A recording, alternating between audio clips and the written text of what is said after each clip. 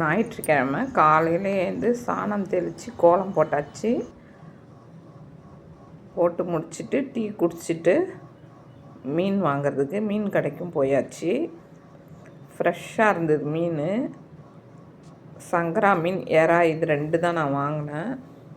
பெரிய பெரிய சங்கராவை பார்த்து பொறுக்கி கொடுத்தாங்க. அதை வாங்கிட்டு வந்து க்ளீன் பண்ணி வச்சாச்சு. அதில் மசாலாலாம் போட்டு ரெடி பண்ணி வைக்கணும்.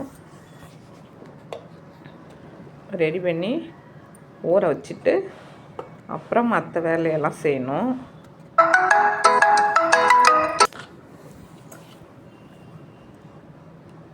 எல்லாம் மசாலா மஞ்சத்தூள்லாம் போட்டு ஊற வச்சுட்டு முட்டையும் அவிச்சு அதையும் உரித்து மசாலாலாம் போட்டு வறுவல் பண்ணிகிட்ருக்கோம். சிக்கனுமே 65 போடுறதுக்கு கழுவி க்ளீன் பண்ணி வச்சுக்கிறோம். மீன் குழம்பும் ரெடி பண்ணியாச்சு. மட்டன் வேக வச்சுருக்கோம் மட்டன் பிரியாணி செய்கிறதுக்கு.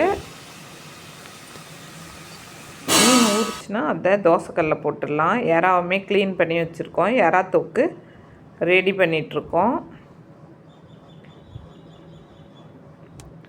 ரசம் கூட்டி வச்சாச்சு, இன்னும் தாளிக்கல. எறா தொக்கு முக்கால்வாசி வேலை முடிஞ்சிச்சு.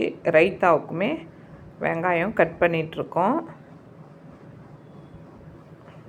சிக்கன் 65க்கு மசாலாலாம் போட்டு எல்லாம் கலந்து ஊற வச்சாச்சு. இதையுமே இப்போ வானலில் போட்டு பொரித்து எடுக்கணும். மட்டன் பிரியாணிக்கு வதக்கிட்டுருக்கோம்.